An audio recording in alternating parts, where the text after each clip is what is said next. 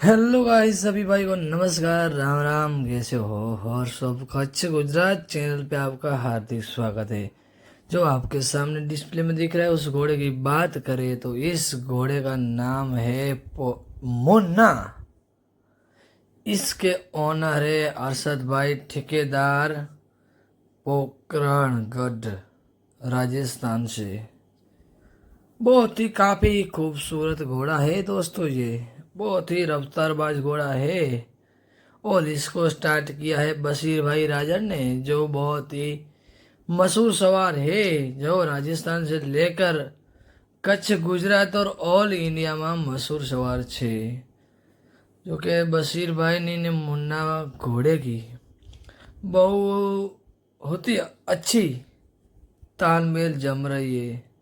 अभी इस घोड़े को रेस के लिए तैयार कर रहे बशीर भाई राजड़।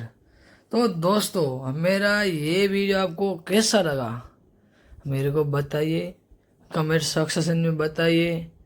लाइक कीजिए, शेयर कीजिए और सब्सक्राइब कीजिए है मेरी यूट्यूब चैनल को। आने वाले नए वीडियो आप देख सके। चलो मिलते अगले वीडियो में।